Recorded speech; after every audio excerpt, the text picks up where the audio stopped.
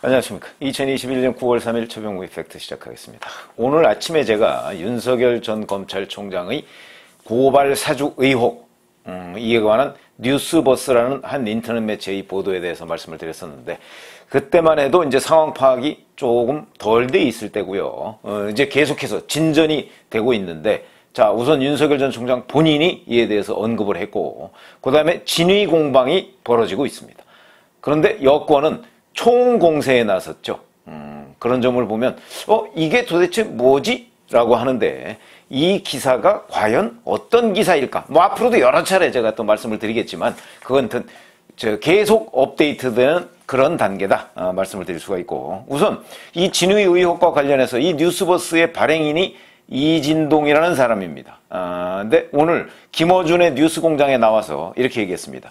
윤석열 전 총장 지시하에 이루어졌다고 볼 수 있는 정황이 있다, 이렇게 얘기했습니다. 정황.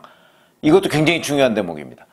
증거가 있다고 얘기 안 하고 정황이 있다고 얘기했습니다. 그러면서 그 뒤에 이제 얘기하는 게 이걸 정황이라고 아마 주장을 하는 모양인데, 고발장을 살펴보니 피해 사실로 적시된 내용 중에 사실 김건희는 불법적인 주가 조작에 관여한 적이 없었다는 내용이 있었다.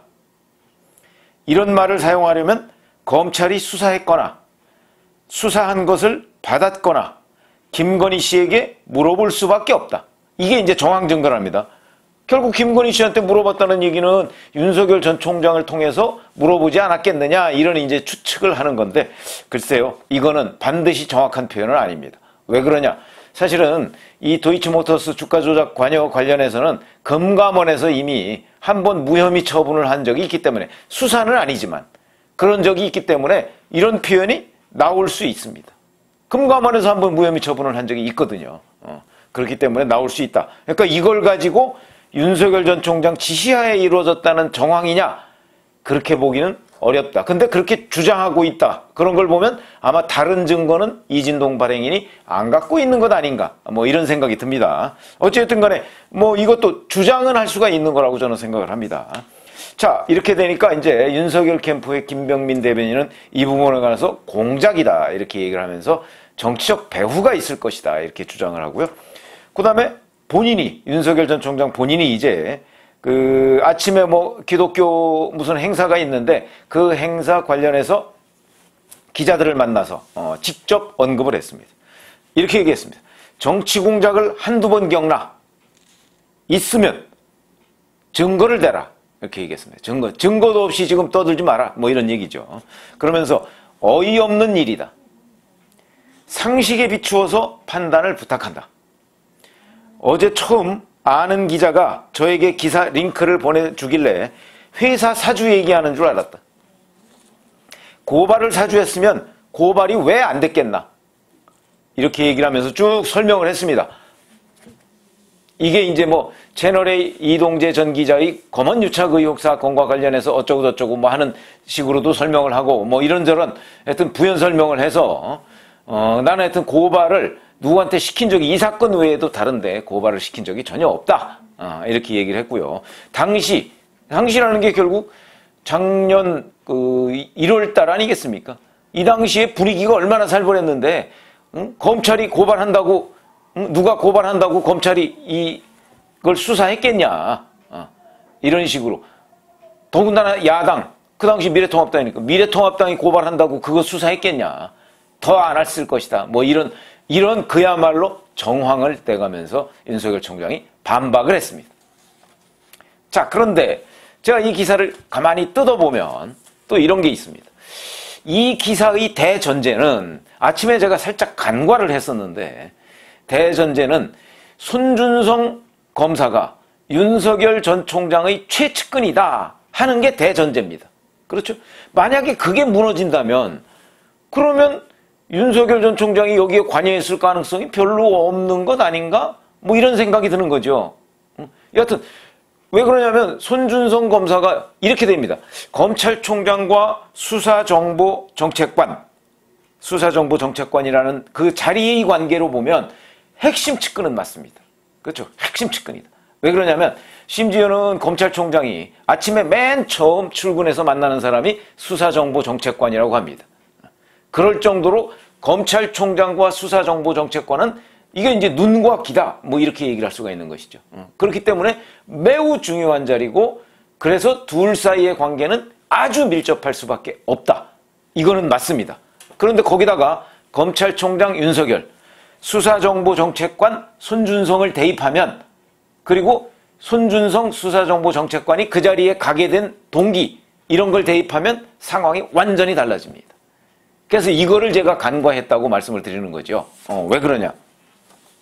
자, 이 손준성 정책관이라는 사람이 그 자리에 간 게 작년 2월입니다. 2월. 2월이면 2월 인사라는 거 기억나시죠? 1월 달에 추미애 법무부 장관이 1월 초에 취임하자마자 칼을 휘둘러서 이른바 학살 인사라고 표현되는 그런 일을 했습니다. 그 학살 인사의 핵심이 뭡니까? 윤석열 당시 검찰총장의 최측근을 다 좌천을 보낸 거죠. 그리고 살아있는 권력에 대한 수사팀을 사실상 해체하는 인사를 한 겁니다. 그 중에 진짜 살아남은 사람이 한둘밖에 안 됩니다. 거기에다가 대검 검찰총장 하나 딱 놔두고 검찰총장을 완벽하게 포위하는 인사를 했습니다. 그러니까 검찰총장 자기 편이 아무도 없는 겁니다. 그 대표적인 사례가 이런 거죠. 그 당시에 한동훈 검사장, 대검 반부패 강력부장이었습니다. 근데 그 인사에서 어디로 갔죠? 부산 고검 차장검사. 이런 좌천이 없죠. 이런 좌천이 없습니다. 그 다음에 또 뭐 좌동훈, 뭐 우찬호 뭐 이렇게까지 얘기하는 박찬호 대검 공공수사부장, 제주지검장으로 쫓겨났습니다. 서울에서 가장 먼 곳으로 쫓겨났습니다. 이 두 사람이 윤석열 검찰총장의 최측근이었다. 근데 이 두 사람을 날려버렸고 그리고 이 자리 반부패 강력부장, 그 다음에 공공수사부장, 그 다음에 대검의 주요 요직에 이른바 추미애 사단을 꼽았습니다. 그때 수사정보정책관으로 간 사람이 바로 손준성입니다.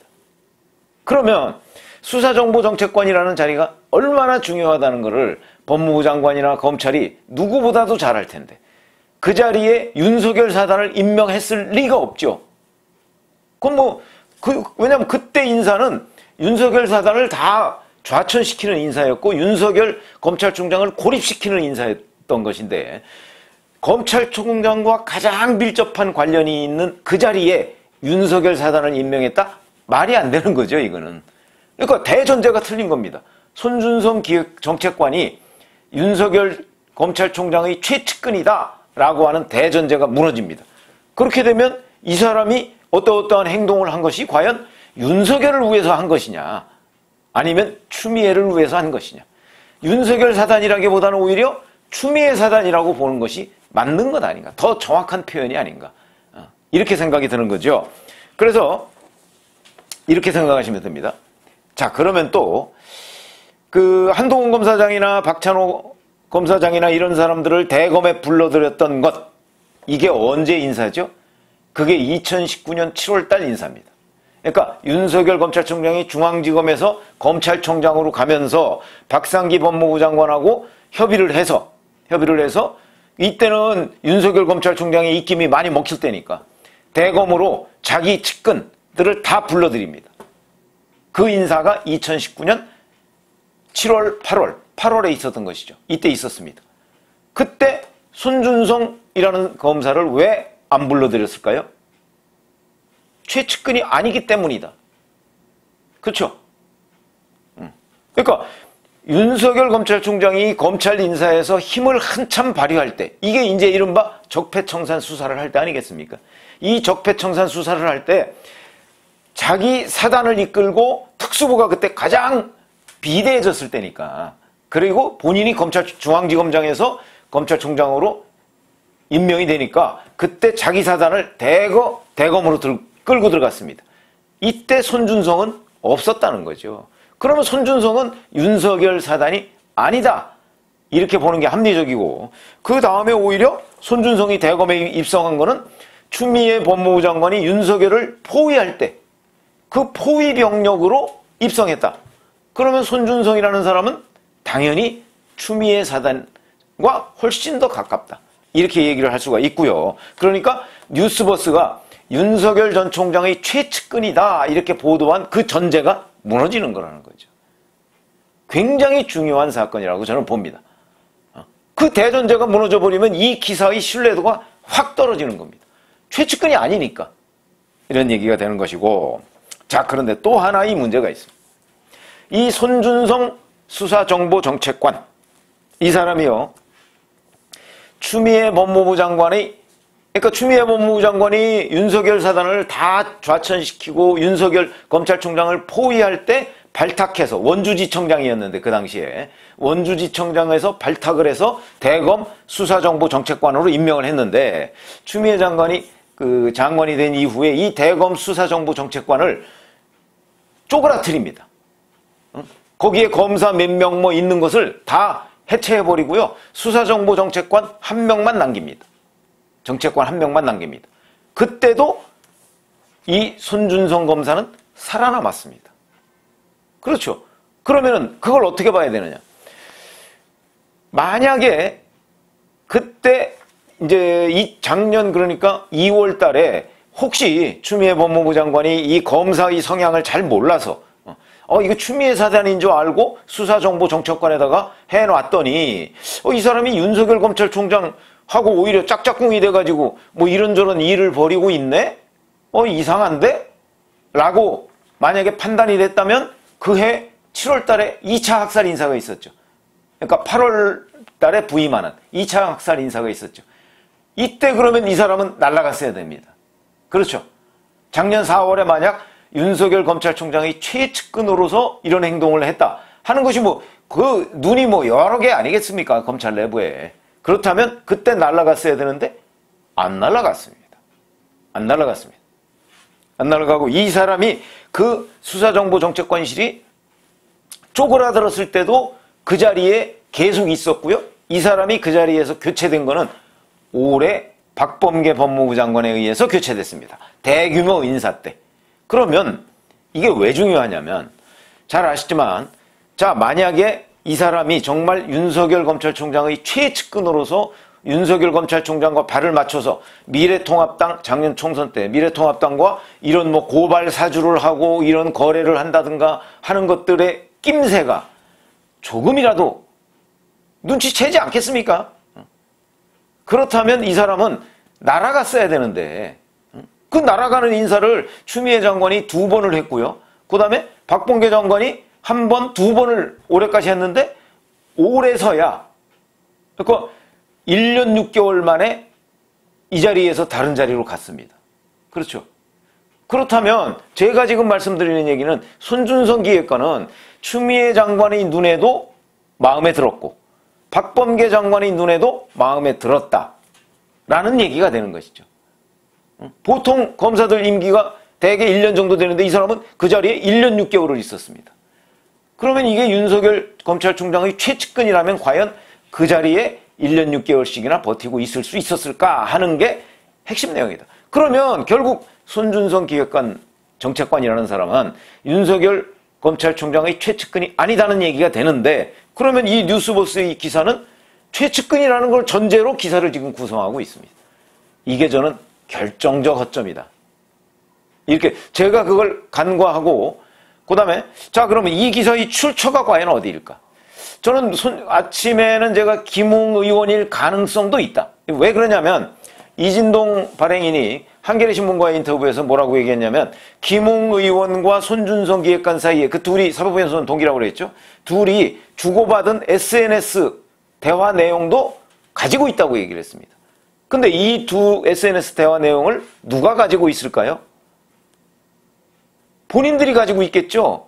그래서 이제 저는 그러면 손준성 기획관은 이게 공개가 되는 순간 본인이 범죄자가 되니까, 그러니까 아마 이걸 이진동 발행인한테 주지 않았을 것이고, 주었다면 결국 김웅 의원이 현재 유승민 캠프에 있으니까 주지 않았을까, 제가 이렇게 추정을 했는데 보니까 그게 아닐 가능성도 또 높다. 뭐냐면 작년 11월 25일 날 그 판사 사찰 문건과 관련해서 대검 감찰부에서 손준성 수사정보정책관을 압수수색합니다. 그러면 거기에서 압수수색한 결과물을 디지털 포렌식 했을 거 아니겠습니까? 검찰이 가지고 있다는 거죠. 이 SNS는 검찰이 가지고 있을 겁니다. 근데 그것이 이중동 발행인한테 넘어갔을 가능성이 있다는 거죠. 이렇게 되면 이게 또 하나의 검언유착 의혹이 되나? 이제 이런 생각을 갖게 됩니다. 그렇게 되면 이 기사의 출처가 결국은 대검, 그것도 대검 감찰부일 가능성이 있다. 그런데 지금 김호수 검찰총장은 한동수 감찰부장한테 이걸 감찰하라고 하고 있습니다. 그렇게 되면 그 결과는 보나마나다, 이런 얘기가 되는 것이죠. 어쨌든 이 기사의 대전제가 손준성 검사가 윤석열 검찰총장의 최측근이라는 데서 출발을 하는데, 그 최측근이라는 것이 지금 무너지고 있다. 아니, 지금 검사들 중에서 뭐 최측근은 아니더라도 측근은 맞다라고 얘기하는 사람도 있습니다. 뭐 없는 건 아닙니다. 그러나 제가 손준성 검사의 그간의 과정 이런 걸 쭉 분석해 보면 이거는 최측근이 될 수가 없는 것이고, 최측근이었으면 벌써 다른 자리, 윤석열 검찰총장 체제하에서 굉장히 잘 나갔어야 되는 것이고, 윤석열 검찰총장과의 인연을 보니까 윤 전 총장이 중앙지검장 시절에 이 손준성 검사가 형사 7부장을 했더군요. 근데 이제 중앙지검장이 뭐 특수부, 형사부 뭐 이런 데 부장검사들 임명할 권한은 없죠. 원래는 법무부가 하니까. 근데 힘을 쓸 수는 있습니다. 근데 이것도 법무부 장관과 검찰총장 간의 힘겨루기가 어떻게 형성이 되어 있느냐, 권력관계가. 이거에 따라서 형사 7부장을 자기 사람을 쓸 수도 있고 전혀 손을 못 댈 수도 있습니다. 그러니까 윤석열 중앙지검장 시절에 형사 7부장을 손준성 검사가 했다는 것만으로 이 두 사람 관계가 인연이 있다, 이렇게 보기도 어렵다 하는 관점에서 본다면, 제가 말씀드린 대로 손준성 검사의 이력과 인사발령난 뭐 이런 상황 같은 걸 종합해보면 손준성 검사는 윤석열 전 총장의 최측근이다 얘기하는 거는 말이 안 되고, 측근이라고도 얘기하기가 어렵다. 오히려 추미애 사단이 윤석열 총장을 견제하기 위해서 그 자리에 데려다 놓은 사람이 아닌가. 그렇다면 뉴스버스 기사의 대전제 중에 아주 중심축, 대들보가 하나 무너져 내린 거와 마찬가지 아닌가, 이런 생각이 드는데, 이런 부분은 앞으로 하여튼 조금 더, 지금 뭐 공방이 격화되고 있으니까 조금 더 좀 상황을 지켜봐가면서 말씀을 드리겠습니다. 감사합니다.